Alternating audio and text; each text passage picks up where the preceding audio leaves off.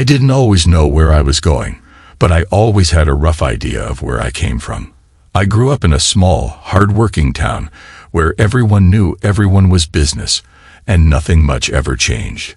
My family was blue-collar. My father worked the factory floor, and my mother kept the house running like clockwork. I spent my teenage years in and out of trouble, often getting into things I shouldn't like, and racing in small-time hustles. But in the back of my mind, I always felt a pull to something more, something beyond the small-town limits and the repetition of everyday life. At 19, I left home with nothing but a beat-up truck, a few $100, and a vague sense that there was more out there for me. I ended up in construction, working as a laborer. The work was tough, the hours long, but it was honest. By 23, I'd worked my way up to becoming a skilled carpenter. I'd learned that I had a knack for it, seeing the potential in rough timber and turning it into something sturdy, useful, even beautiful. But no matter how much I loved working with my hands, I couldn't shake the feeling that the world was too big to be confined to just one set of walls. That's when I met Julie. She worked at a local bakery, and when I saw her, I knew she was something special. At 19, I was still figuring out who I was. But Julie felt like the person I wanted to share it all with. We got married by the time I was 21. Life was supposed to be simple, right? A house, a couple of kids, a steady job. But it didn't work out that way. The economy hit hard, and with it, the construction industry collapsed. We tried to hold on, but soon enough the bills piled up, and the work dried up. At 24, after months of struggling, Julie and I sat down and made a decision. I was going to change careers. I was making promised steady pay and benefits, something we desperately needed. It wasn't exactly the life I had envisioned, but sometimes you have to sacrifice a little of what you want for the future you need. I signed up for driving school. Julie, ever supportive, encouraged me to do whatever it took to make things work. Within a few weeks, I passed my CDL test, and just like that, I was a truck driver. I didn't expect it to be easy, but I did it anyway. The road was calling, and I couldn't ignore it. People often dream about owning their own slice of paradise, imagining palm-fringed beaches in the Caribbean or South Pacific. However, a lesser-known but equally captivating destination awaits in Gananoque, a quaint town nestled in Ontario's Thousand Islands region along the St. Lawrence River. This area boasts a collection of islands adorned with homes and even castles, inhabited by both Canadians and Americans. While it may lack the tropical warmth of faraway retreats, the Thousand Islands offer a unique charm and breathtaking landscapes that rival the allure of exotic escapes. The region is also famously linked to the creation of Thousand Island dressing, which was supposedly invented by a local housewife and later made its way onto a New York hotel menu in 1890. However, there is no solid proof to back up this origin story. Before I started truck driving, I worked in construction and became a skilled carpenter by the time I was 23. I met Julie Simpson at 19 while working in a bakery, and we married when I was 21. However, the economic downturn due to the banking crisis hit the construction industry hard in July, and I decided I should switch careers to truck driving where the pay was better, even though it meant being away from home for long stretches.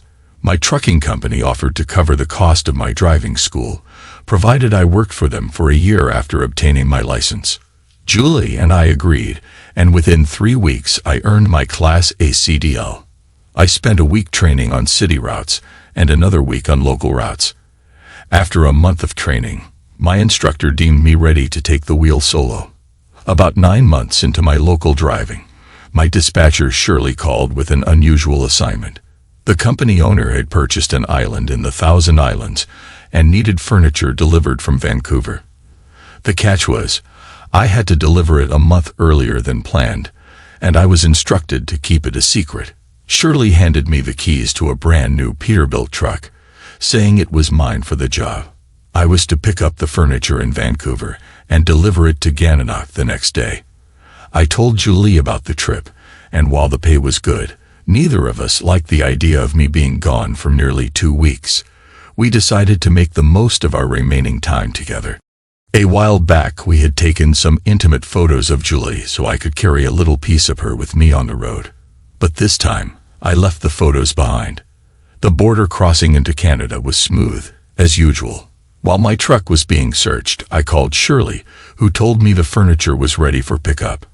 After arriving in Vancouver, it took about an hour to unload and then reload the furniture carefully. After crossing back into the U.S., I headed toward Montreal. When I reached Kingston, I parked for the night and called Shirley again.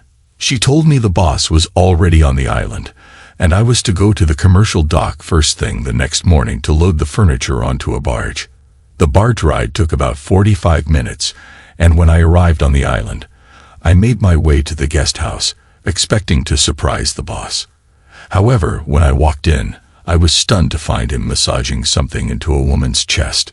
At first I thought it was sunscreen and assumed it was his wife, but then I realized the woman was Julie, and she was without clothes. Shocked, I cleared my throat. They turned around, and while the boss didn't recognize me, Julie did. I coldly said, "I brought the new furniture from the dock," and then added to Julie, "Maybe you should put some clothes on before I get back." I turned and walked out, heading back to the dock. I realized I was now stuck on the island. Seeing a few boats nearby, I decided to take one, figuring I could manage it even though I had never driven a boat before. I started the engine, untied the boat, and sped off. The ride back to the mainland was fast, but I crashed the boat when I reached the pier. After grabbing my belongings, I drove into town and caught a flight to New York. Julie left me a message asking me to call her back, but I chose to call Shirley instead. "How long?" I asked. "About 3 months," she replied. I was stunned. "So you knew the boss was sleeping with my wife?" "There were only 2 of us who knew, Joey and me," she admitted. I hung up, feeling betrayed. "Thanks, Shirley. Thanks a lot." Shirley asked where I was and what I planned to do next, but I just ended the call. I realized then why Shirley didn't want me to tell Julie about the trip. She knew Julie would have told Bradley, and the surprise would have been ruined. The airport was small, and I kept an eye out for either of them, but they never showed up. The flight was quick, and I drove 4 hours home only to find Julie wasn't there. Her voicemail message said, "Scott, if you're home, I'm on my way. Please don't do anything until we can talk. We've never had sex, Scott. We just played a little. Please believe me." I played a little, I thought. She really thinks I'm that stupid. When I got home, I packed up my truck and walked to the terminal where I found Shirley and Joey. They didn't acknowledge me at first, only glanced over when they realized who I was. I spoke coldly to Shirley. "How much do I owe you, Shirley?" She hesitated, then started, "Scott, I cut her off. "Write me a check for everything the company owes me." Shirley replied, "Mr. Bradley said not to give you anything until he talks to you." I stood my ground. "Shirley, you owe me," she added. "He said you crashed one of his boats." I scoffed, the words spilling out bitterly. "And what else did he say? Did he tell you he was sleeping with my wife? Did you 4 laugh at me behind my back?" I repeated more firmly this time. "Write me the check, Shirley." After a tense pause, she reluctantly handed me the check, but instead of taking it, I instructed them to transfer the money directly to my card. I didn't say anything else before walking away. Next, I drove to Bradley's house. His wife answered the door, looking pale and sickly. "I'm Scott Mann," I said, introducing myself. "I used to drive for your husband. This morning I found him rubbing sunscreen on my wife's chest and moving lower. I thought you should know." I paused for a moment, then added, "Have a nice day," before turning and leaving. She asked for my name and Julie's name, then questioned me again. "Are you sure?" "Of course I'm sure. Do you really think I'd make something like that up about my own wife?" I shot back. With that, I turned and walked away. I left my parents' house and drove to a nearby fast food spot to clear my head. Over coffee, I told them everything that had happened. Not long after, I was sprawled out on the couch trying to process it all.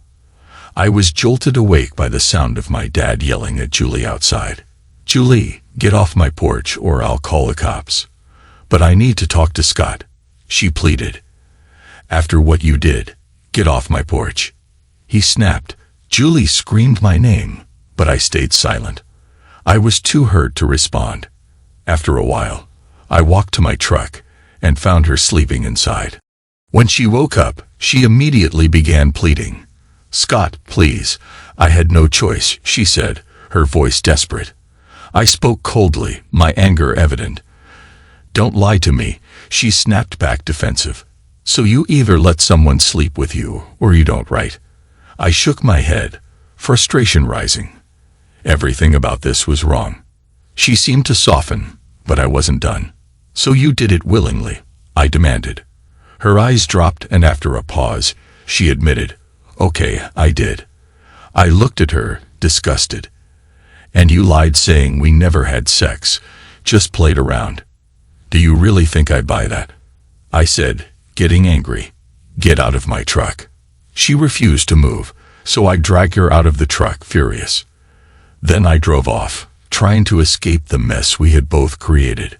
I stopped at a fast food place to eat, barely tasting the food as I ate quickly, then went straight to the bank to divide our finances. My phone buzzed several times, including a message from my former boss, Ernest T. Bradley. He threatened to sue me for damaging his boat and accused me of threatening his employees. His second message was even worse. "I slept with your wife. Deal with it. This happens all the time. If you don't give her what she wants, I will. Now get back here and drive my truck, or I'll report you for theft." What a piece of work. I called Bradley's wife, and she agreed to meet. I played her the voice messages, and she looked furious after hearing them. "I'll set his A on fire," she said, her voice seething. She then asked if I was planning to divorce Julie, and I told her that was the plan, though I wasn't sure how to approach it. She advised me to get a good lawyer. Back at my parents' house, we talked things over.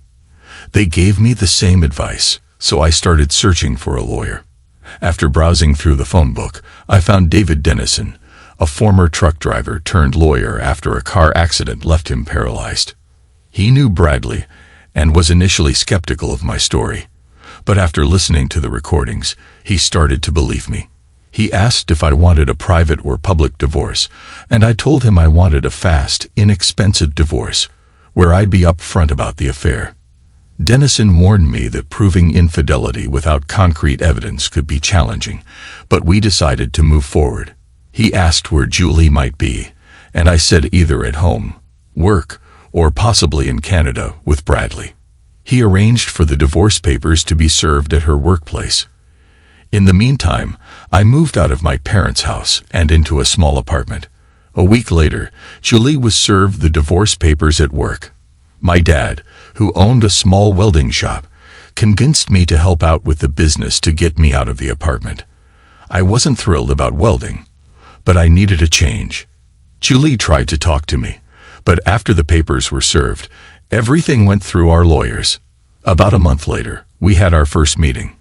Julie's lawyer tried to get the infidelity charge dismissed, but I refused. Bradley's name was in the divorce petition, and Julie was desperate to have it removed. She was worried it would ruin his reputation. That's when I lost it. "Are you kidding me? He's a home-wrecking idiot who needs to be exposed," I yelled. Julie fired back. "If you treated me better, he wouldn't have had the chance." That set off a heated argument that was only stopped when we were separated. When we resumed, Julie pushed again to have Bradley's name removed, but I stood firm. "Why protect him?" I asked. "Are you planning to marry him? Are you still sleeping with him?" "Yes, we're still dating. I'm still sleeping with him," she admitted flatly. Her lawyer groaned and put his head in his hands. "You just admitted to infidelity in front of your husband and 2 bailiffs. That's a big mistake." Julie shrugged, unfazed. "I don't care." "Yes, I'm marrying him as soon as he's divorced." I asked. "So you think he loves you?" Julie pulled out her phone and proudly showed me text messages from Bradley. "That's not what he meant," she said. But I could see the doubt in her eyes. "He just wanted to get under your skin." I laughed bitterly. At that moment, Dennison slid an envelope across the table to Julie. Her lawyer opened it and quickly scanned the contents. He handed it to Julie, who flipped through the photos and began reading the note aloud. "Mr. Mann, this may help with your divorce." The first 5 photos were from Bradley's island trip 3 weeks ago, featuring his hairdresser's wife, who had left her husband to be with him. The next 6 were from our house, taken the previous week when I was away with my parents. Bradley had picked up another woman at a bar. I didn't recognize her, but I didn't care. She was just another mistake in a long list. The note was signed, Cynthia. The photos clearly showed Bradley with both women in various compromising positions. Julie shoved the photos back at me and stormed out of the room. I didn't see her again until the court hearing. The divorce proceedings were straightforward. Julie got half of our savings, her jewelry, china, silverware, clothes, and kept the apartment. Bradley's reputation took a nosedive, and his sports teams folded. Cynthia, the woman he'd been seeing, got half of everything, including the moving company and their home. The only thing Bradley kept was an island in Canada, which Cynthia didn't want. Bradley tried to bill me for truck driving school, claiming I'd broken our contract. Dennison fired back with a letter telling him to kiss our asses. A few months later, Cynthia called, telling me to ignore Bradley's letter and offering me a job as operations manager at a trucking company. I was tempted, but ultimately turned it down. Over the next year, I discovered a talent for metalworking thanks to my dad's guidance. I found I genuinely enjoyed it. I dated a little but never pursued anything serious. I saw Julie occasionally, and we exchanged polite greetings, but that was it. Bradley's business was sold and Cynthia disappeared from my life. I occasionally ran into Bradley, but I doubt he recognized me. During this time, I started creating custom metal pieces like weather vanes and mailbox stands in addition to repair work.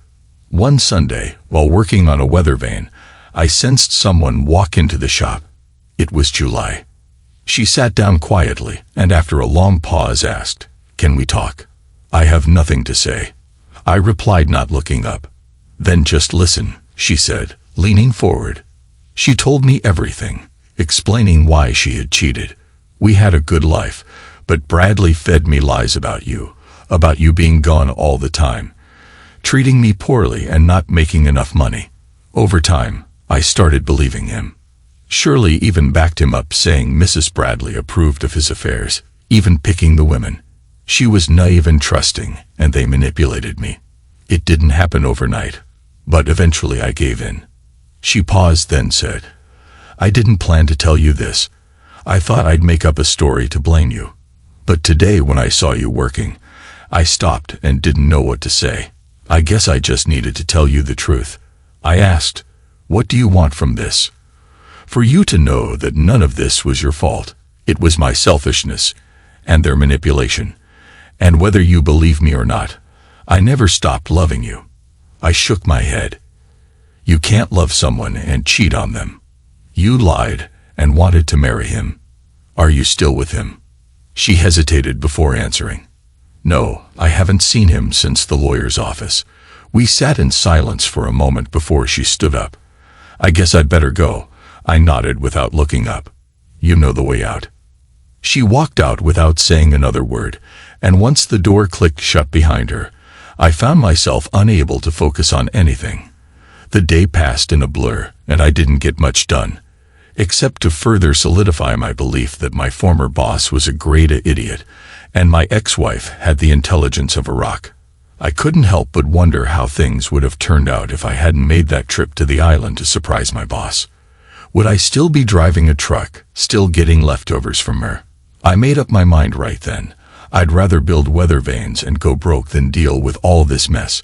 A week later, a flyer for the Renaissance Festival arrived in the mail. I'd never heard of it before. The flyer was filled with images of knights in armor, jousting tournaments and vendors, selling everything from swords to costumes. It was happening right down the highway in Maryland, And as I read through it, I learned that Maryland had two sports, jousting and lacrosse. I didn't believe jousting could be a real sport, so I looked it up. Turns out it was. I decided to check it out. I spent the day wandering around, browsing the vendor booths and people watching.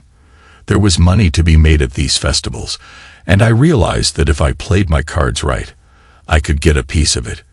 I noticed sword makers, knife smiths, and gunsmiths working on site, but it was the armor and shields that really caught my attention. After the event, I went home and spent days researching how to make shields and swords. I even started looking up other Renaissance festivals to see where they were held. I built 5 shields and 7 swords, ready to take them to the next nearby festival. Turns out, there were many of these festivals all over the country. I arrived a day early to scope things out, and met a vendor who seemed to be selling top-notch swords and knives. I made him an offer. I'd keep my stock on hand, and if it sold, he'd get a commission. He was hesitant, but eventually agreed. I planned to stay overnight, but with no rooms available near the festival, I drove home. I didn't trust strangers much, but I had no choice if I wanted to sell the items. The next morning, the vendor, Teddy Weckoff, called to tell me everything had sold. He sent me a check. I had a new business. Over the next few weeks, I worked on more pieces for upcoming festivals. Teddy wanted 10 swords and 10 shields for the next event, which was only a week away. I managed to prepare 4 of each. Meanwhile, I continued helping my dad with his welding shop. One day, we got a call to repair a driveway gate. Apparently, my daughter's boyfriend had driven through it instead of waiting for it to open. I was told booze was involved. When I got there, I saw the huge gate lying in pieces across the gravel driveway. The house beyond the gate was massive. I met the owner, Mr. James Jameson. Initially, I turned the job down because I thought it was too big for us to handle. This gate was almost 12 feet tall, but I decided to give it a shot. If I screwed up, it would only cost some time and a bit of metal. I spent the better part of the day figuring out which tools I would need, then went back to the shop to grab what I could. The next day, I returned to start the repair. I'd been working for a couple of hours when a woman about my age brought me iced tea. Her name was Hannah, and she lived in the house. It was her boyfriend who had caused the damage. I had my own snacks, but she came out twice with iced tea and stayed to chat both times. Over the next 2 days, I spent a lot of time bending, twisting, welding, and straightening the metal. By the end of the second day, I'd fixed the gate. Hannah was there again, bringing drinks and a good sense of humor. I found myself enjoying her company. Around this time, I became even more interested in armor. It was clearly popular at the festivals, and I was curious about how it was made. How long did it take? How much would it cost? And could I make a profit? I was dating a woman I'd met at the library while doing research. We met at least twice a week, and every time we ended up sleeping together. But as was often the case, the relationship fizzled out after a few weeks. One Friday night, I was sitting at a local bar, watching a baseball game and drinking beer, when Hannah sat down next to me. "I'm meeting some friends for a drink. Want to join us?" she asked. "No thanks," I said, not even looking up. "I'm good right here." She stood up, about to leave, but then paused and turned back to me. "Are you ever going to tell me what I did to make you angry?" I didn't even glance up for my drink. "If I have to explain it to you, then I feel sorry for you," I replied coldly. "Enjoy your drinks." Without another word, she left. I felt a sting of frustration, but I didn't let it show. A few days later, I was back at her house to work on some railings near the pool. Mr. Jameson had called me back to finish the job. When I saw Hannah, she came over to say hello, but she never mentioned the incident at the bar. I was a little irritated by her complete lack of acknowledgement that something had gone wrong, and I wasn't in the mood for small talk. I think she took the hint because she quickly left me alone. The next day, I came back to finish up with some spare parts for the railings. It was a quick job, so I got it done in no time. As I was working, Hannah came by again to chat. I mostly ignored her. Our conversations had been pleasant before, but after the way she'd acted, I wasn't interested in talking anymore. "Are you mad at me?" she asked, her eyes filled with hope. I didn't look at her as I responded. "Do you remember what happened at the movies last week?" She seemed to recall, replying, "You mean when I was with the octopus?" "Yeah," I said, my tone flat. "What about it?" she asked, genuinely unsure. "You asked me to take you home," I said, my voice turning sharp. "Do you remember that?" She nodded. "Of course," I pressed on. "And what happened after that?" "Nothing," she replied casually. "Jimmy showed up and took me home." I stared at her, trying to process my thoughts. "And you didn't see anything wrong with that?" She looked at me, unbothered. "No," she said, her face unreadable. "Was it bad?" I asked, pressing further. "Not if you didn't see anything, I guess," she answered almost dismissively.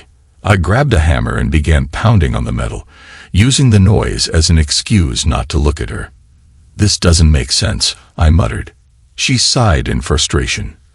"I think I get it." I didn't respond, just kept hammering away. She got the message and left. I finished the railings and went home. Despite all this, my fascination with armor didn't fade. I continued to research how it was made, and even crafted my first piece.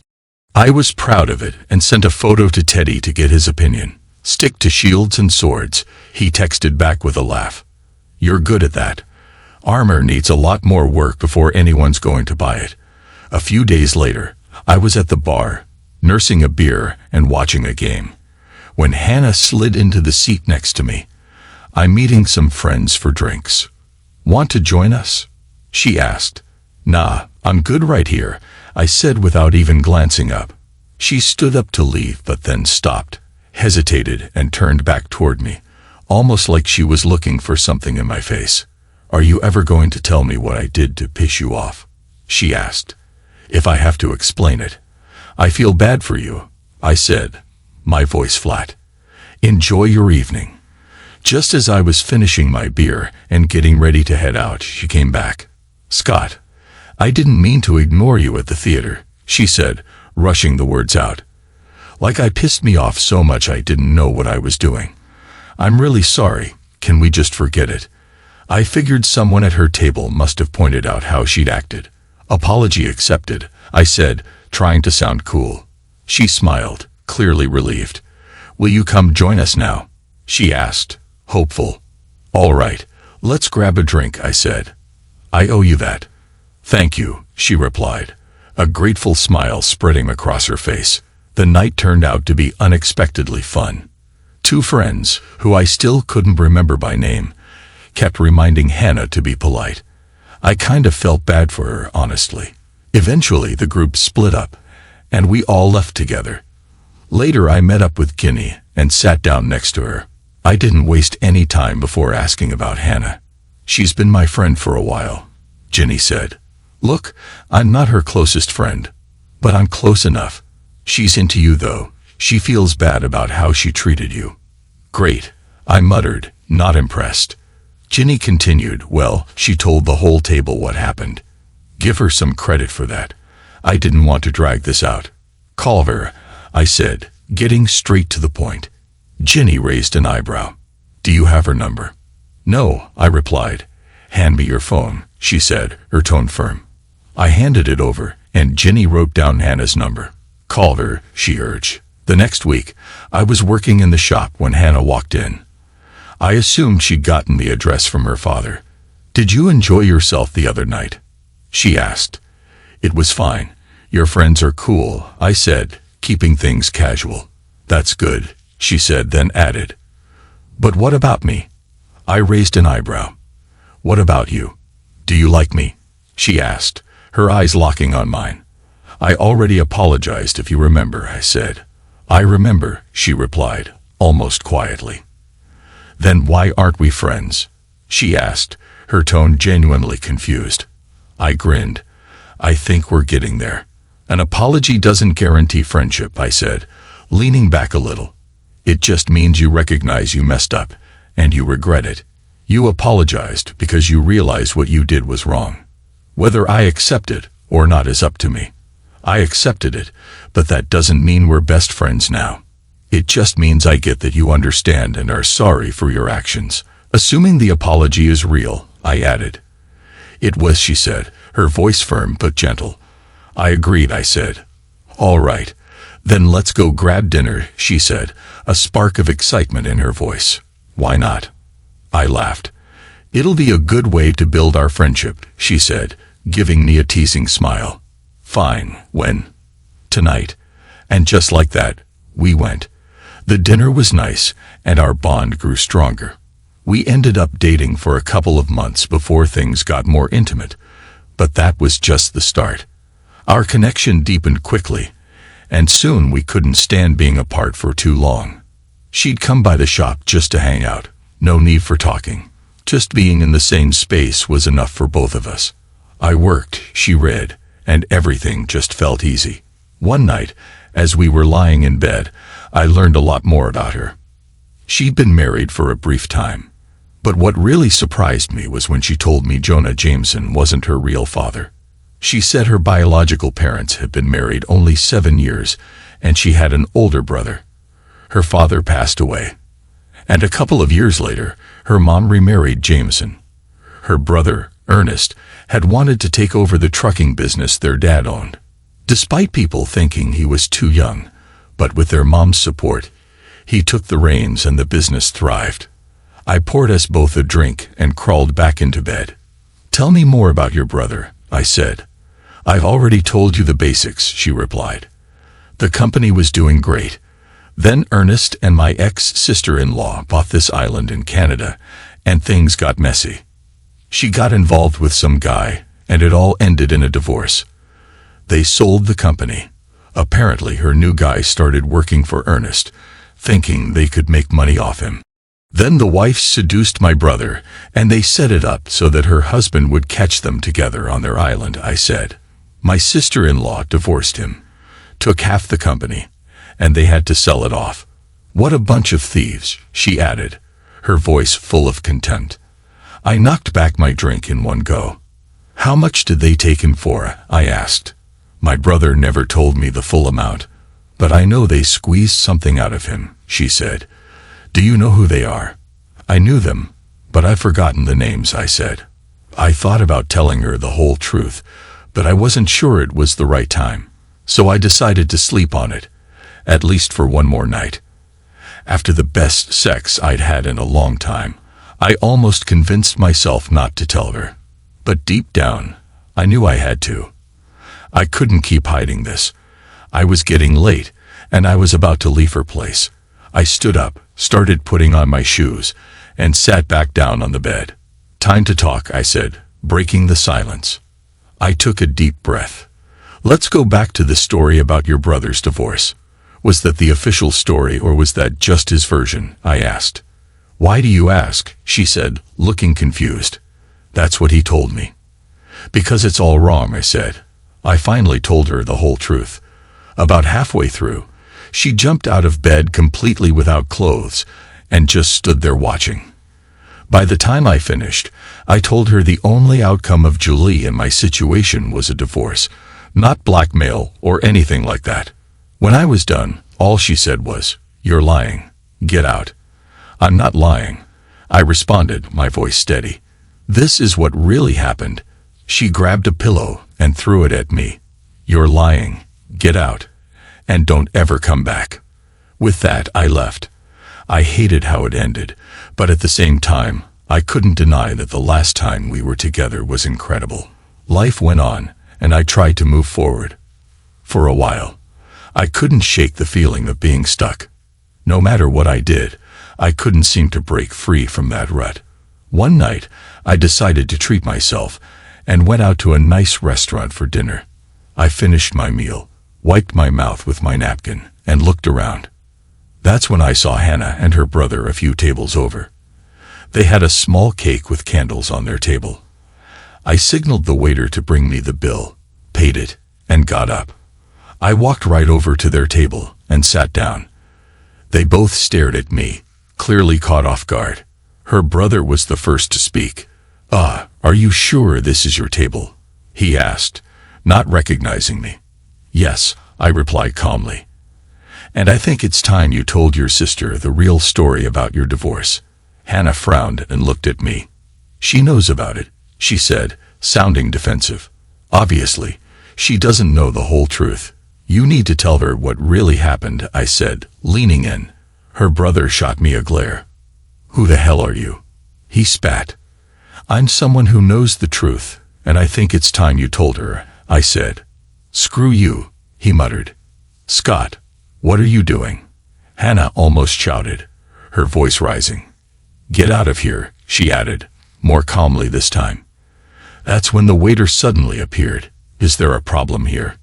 he asked. "This guy," Hannah said, pointing at me, "came over uninvited and started threatening my brother. I want him to leave." "Of course, ma'am," the waiter said, stepping in. I looked at her brother first. "You're a real piece of work."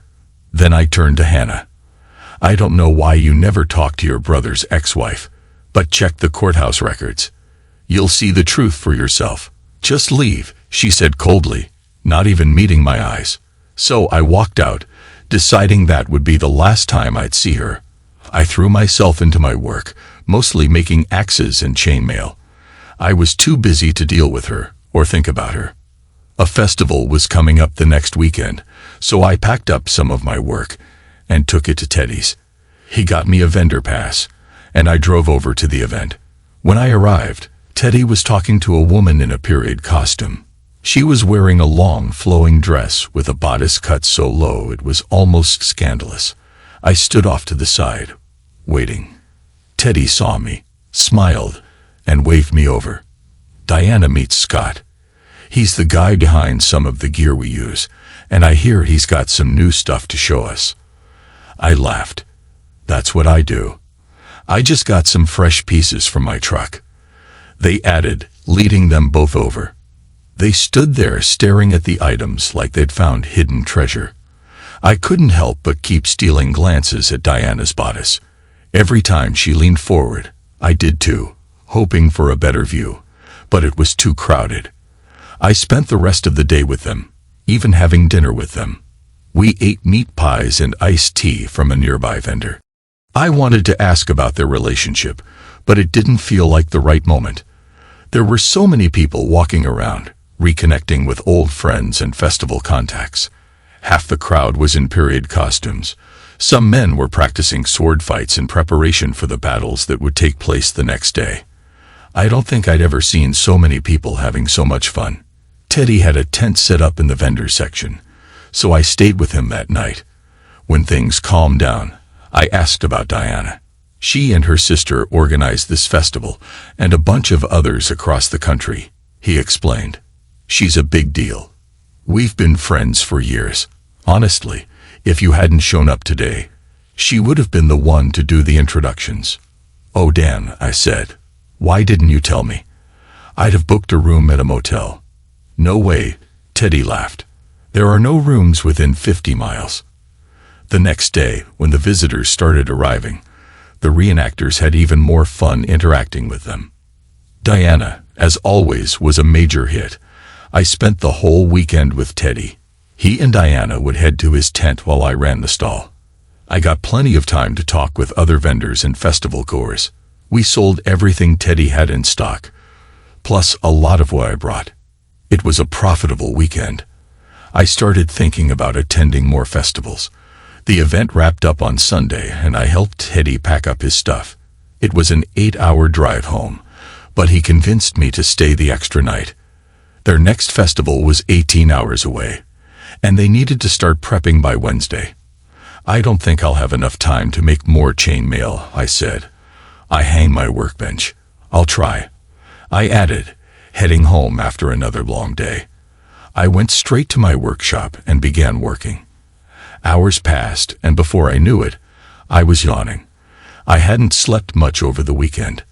The clock read almost 2 a.m. when I finally decided to head home. I got back around 3 a.m., not 5 minutes after I'd walked through my door. The doorbell rang.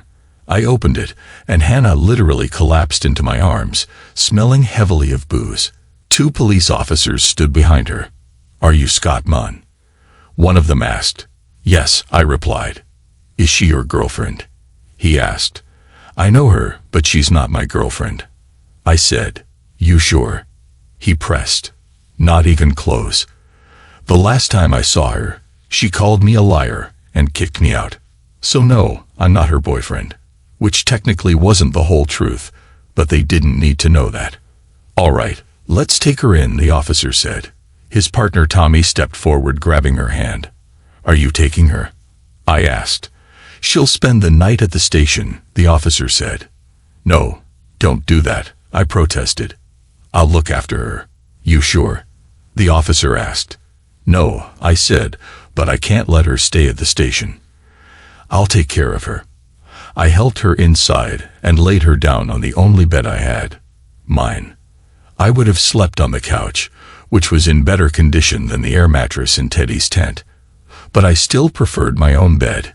Instead, there she was, lying there, snoring peacefully. The next morning, I headed to work. I didn't expect to hear from her, and I figured she'd still be asleep when I returned. But when I got back, I found the apartment empty and everything was immaculate. I went straight to the shower, hoping to find a note or something. But there was nothing. I spent the day working, though I didn't manage to finish a single new piece of mail. Teddy came by to pick up some shields, swords, and axes I'd been storing. We briefly discussed hiring a few extra hands, but the shortage of skilled metalworkers made that impractical. Instead, we decided to focus on training. We placed ads in the local newspaper and the festival's newsletter, hoping to attract some interest. By Friday evening, I was back in the workshop working on a machine to speed up my chainmail production. There were machines out there, but I thought I could improve on them. It was late, and I was exhausted when there was a knock at the door. To my surprise, it was Hannah, completely sober. "It's for helping me out with the police," she said, her eyes locking onto mine. I nodded. I did what I could. "Is everything okay?" I asked, but she didn't respond right away. We just stood there, looking at each other in silence. "Listen, it's been a long day, and I need to get some sleep," I said, rushing past her to lock the door behind me before heading to my car. "Good night," I added, starting to walk away. As I was almost to my car, I heard her call after me. "You were right. My brother lied. I'm sorry."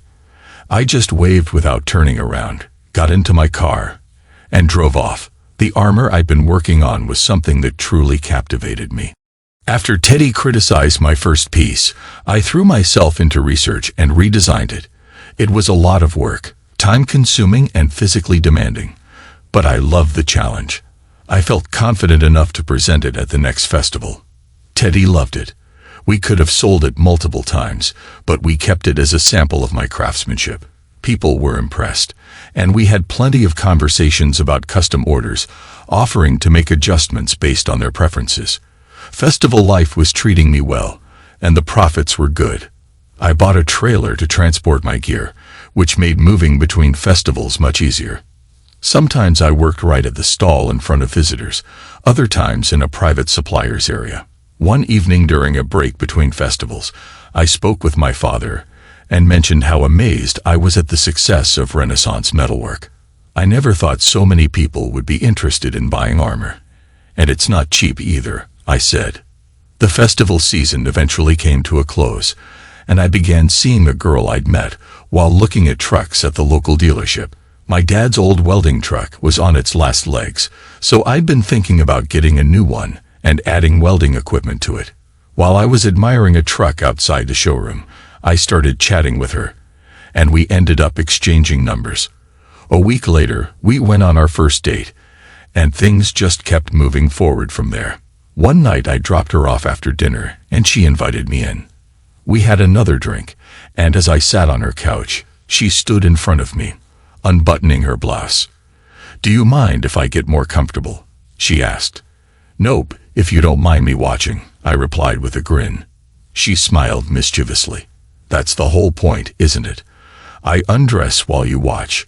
Then you undress while I watch. Then we get to the good part. Sounds like you thought this through, I teased. Oh, I have, she said as she slipped out of her blouse, revealing a lacy bra. The skirt was next to come off, and I reached for the waistband of her underwear, but she gently pushed my hands away. Let me do this, she said. Just watch and enjoy. You like to undress in front of a guy, don't you? I asked. I don't know, she laughed. I've never had anyone complain. Her bra flew off and landed on top of her skirt. You're pretty confident, I remarked. Oh, I know, she smirked. Your turn. I started to unbutton my shirt. Slow down there, she said, her eyes sparkling. We got all night. I took my time, and she looked me over with a slow, appreciative gaze. I kicked off my shoes and loosened my belt while she unzipped my pants. As I started to pull them down, she knelt in front of me, her hands resting on her hips. She looked up at me with a playful grin. What's next? T-shirt or shorts? What do you want? I asked. T-shirt, she replied. Saving the best for last, huh? I said as I slipped off my shirt and tossed it aside. She picked it up and inhaled deeply. God, I love the smell of men, she purred. I left around 3 a.m. as the night came to an end. As I drove home, I found myself thinking about her, comparing her to Hannah. I couldn't decide which of them was better. That relationship lasted about 4 months before we broke up. When I got home, I checked my phone. It had been buzzing all night. There were 3 messages from Hannah. Scott, please call me when you get this. I don't care what time it is. I figured it must be important, so I dialed her number. She picked up after 2 rings. Hello, Scott, she said, her voice slightly slurred. Did I wake you? I asked. I think I was dozing off, she replied. I waited up for your call. All right, I called. What's going on? I asked. I wanted to tell you that my brother lied about his divorce, she said quietly. You were right, and I'm sorry. You've already apologized for that. Is there more? I asked. Yes, she paused, her voice wavering. Can we see each other again? I miss you. I took a deep breath before responding. Honestly, I don't think it's possible for us to be together. Not with your brother in the picture. Not after everything that happened with my wife. If we were serious, we'd always be at odds with him, and I'd never feel comfortable with it. I'm not willing to put myself in that situation. I could hear her breathing heavily, trying to hold back tears. I knew you'd say that, she whispered. But I hope you wouldn't. Goodbye, Hannah, I said quietly before hanging up. The Renaissance Festival season was back in full swing. I secured my passes, bought a tent, gathered some camping gear, and hit the road. Most of my time was spent helping Teddy run his booth, and when I wasn't doing that, I focused on creating new items to sell. Over the off-season, my armor-making skills had improved a lot. And by the time the festival started again, we were selling at least 1 piece of armor at each event. We could have sold more, but each piece took a lot of time and effort to make. A couple of days after one festival ended, Teddy called asking if I could help him at the next one. Of course I agreed.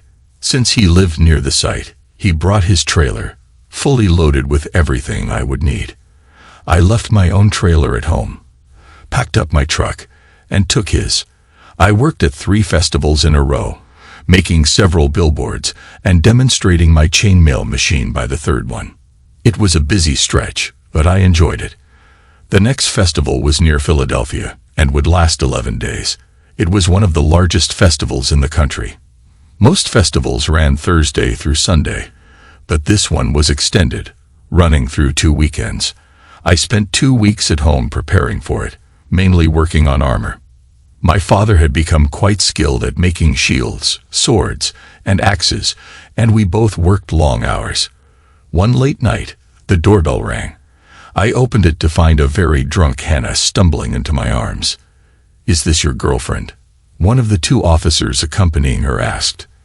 "If it keeps her off the street tonight, I suppose so," I replied.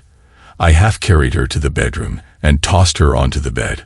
I quickly showered, shaved, changed into pajamas, and grabbed clothes for the next day, just in case she decided to puke all over again. The next morning, she was still asleep, and I debated whether I should stay and talk to her or just move on. I chose to go to work. When I came home that evening, the apartment was spotless. We'd even cleaned the kitchen. But I noticed something odd. My toothbrush and toothpaste weren't where I left them. I put them back in place, noticing the toothbrush was wet and the washcloth by the sink was damp too. I grabbed an enchilada from the freezer and microwaved it, though I didn't end up eating it. The next morning, I left for the Philadelphia Festival, bringing all the materials I'd need for shields and chainmail demonstrations. The first day was incredible, and things only got better from there. On Sunday, a crowd watched me work almost the entire day. By the time the festival closed, both Teddy and I were wiped out. Evenings in the vendor area were always a mix of partying and socializing. People cooked, played music, drank, practiced sword fights, repaired armor, took care of horses, and of course had sex. It wasn't uncommon to hear the sounds of closeness coming from tents or see a camper rocking from inside. One evening, after things had quieted down, I sat outside my tent, thinking about how nice it would be to have someone to cuddle with. Hannah crossed my mind, but I just couldn't bring myself to call her. Monday was a quieter day. No big crowds, but enough foot traffic to keep things steady. As I was demonstrating how tedious it is to assemble chainmail, I looked up and saw Hannah standing there watching me. I continued the demo and invited anyone to ask questions, but the crowd soon dispersed. Hannah stayed though. "Do you enjoy doing this?" she asked. "Yeah, I do," I replied. "You're good at it," she said, before turning and disappearing into the crowd. That was the last time I saw her until the festival ended. My parents showed up on Wednesday, bringing more shields and axes. I gave them a tour of the event, though they didn't seem too thrilled with what I was doing. My mom especially hated setting up my tent. The rest of the week went smoothly, and both Teddy and I were happy with how things turned out. When I got back home, I decided to take a day off. I went to the store, and when I returned, my father was working on chainmail for me. I was talking about my plans to get a larger motorhome and trailer when the door opened, and Hannah walked in. "This festival was fun," she said, sounding upbeat. "Some of my friends and I are going to the next one, which isn't too far from here. We might even go in armor, should be a blast." I gave a non-committal response, not really engaging. "Are you going?" she asked, looking at me with interest. "Probably," I replied, keeping my answer short. My father and I continued working without acknowledging her presence. "Can I come with you?" Hannah asked eagerly, stepping closer. "It's not really practical," I said. "I'll be there from Wednesday to Sunday." "No problem. We can get a motel room," she suggested, as if it were an easy fix. "Good luck with that," I said. "The motels sell out months in advance." "So where do you sleep?" she asked, genuinely curious. "In a tent," I replied. "Sounds cozy," she commented, a smirk playing on her lips. "Maybe we could share," I said, teasing a little. She raised an eyebrow. "This tent's pretty small," she replied, clearly unimpressed. "Small ones can be fun," she teased. My father shot me a grin before walking away. Hannah then turned to me, her face taking on a serious expression. "Let's be real. You'll never forget that my brother slept with your wife. That means you and I can't have anything long-term." She glanced around to make sure my father wasn't nearby, then leaned in closer. "But that doesn't mean we can't have a casual arrangement. We enjoy being with each other, don't we?" I nodded, though I wasn't thrilled by the idea. "So why not just use each other?" she suggested. "You can date anyone, but if you're not getting what you need, I can take care of that. What do you think?" I looked at her, honestly unsure of how I felt. "You're the best thing I've had in a long time," I admitted. "But the idea of sharing you with someone else doesn't sit right with me. I can't stand the thought of sleeping with you, and then having you go off to be with someone else. Even if it's just for the night." I paused before continuing more firmly. We both need to find someone and respect that relationship. She came closer, touched my face gently, and kissed me. You don't understand, she whispered. I already have a relationship. If you want to see someone, go ahead. But know that I'll always be here for you. I don't need anyone else. I love you and I plan to honor that relationship. With that, she kissed me again and left. My father must have been watching because as soon as she was gone, he asked, "What are you going to do about her?" "I'm not sure," I replied, still processing everything that had just happened. He raised an eyebrow. "What do you suggest? Either get used to the idea that her brother slept with your ex-wife and accept that she's not going anywhere," I said, my voice steady, "or keep a low profile and leave town for a while. Maybe now's the time to do what you and Mom have talked about." He raised an eyebrow. "What do you mean?" "We'll talk about it when we get home," I said before changing the subject. At dinner that evening, my father mentioned to my mother what had just happened with Hannah. "So I think it's time we finally give Scott the gift we've talked about," he said. "I think you're right," my mom agreed. "What are you two talking about?" I asked, confused. "I don't like the idea of you sleeping in a tent," my mom said. "We're buying you a motor home." I didn't argue. Honestly, I was relieved, and I thought it was a great idea. It took a week to find the right motorhome. Luckily, I had a Class A CDL, so driving it wasn't an issue. I hugged my parents, thanked them, and got a trailer to pull behind it. I set up the trailer for work, adding power hookups so I could work on the go if needed. It was a great setup. While I worked on armor, my father continued making shields, swords, and axes. We were both enjoying the work and the business was thriving. Teddy, however, got a little jealous when he saw my new trailer. He asked, "So have you christened it yet?" "Christened it?" I asked. "You know," he grinned. "Has anyone had sex in it yet?" "No," I answered flatly. He grinned wider. "Do you mind if Diana and I couldn't help but laugh. "Go for it." He texted her, and she showed up in less than 10 minutes. He took her hand, and they began walking side by side, laughing as they returned. "We want you to be the first to know," he said, a big smile on his face. "Diana and I are getting married." She wrapped her arms around me in a tight hug. "It was your van that really got to him," she said. "Thank you. Didn't see much of them that weekend. But when I got back, my van had a different smell. Perfume mixed with something else, something faintly familiar." A week later, I was home when I saw Hannah pull up, eyeing the van. I'd been in a bit of a dry spell and figured it was a perfect opportunity. I gave her a tour of the van, and she seemed genuinely impressed. "This is way more than just a tent," she said, her eyes wide.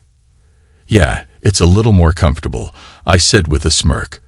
"This is a queen-sized bed, right?" she asked, looking at the sleeping area. "Yep, and there's a pretty big closet too," I said, pointing. "I've got one of those," she teased. "I bet you do," I grinned. "This shower could easily fit two, by the way." "That's a plus," she replied with a wink.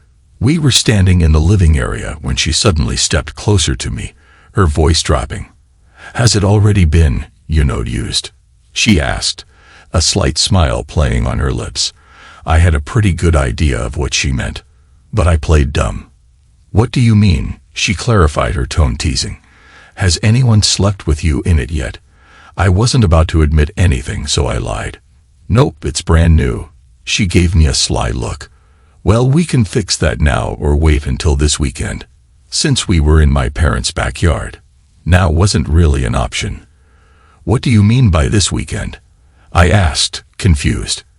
"After the festival closes, we'll have plenty of time," she said, a mischievous grin spreading across her face.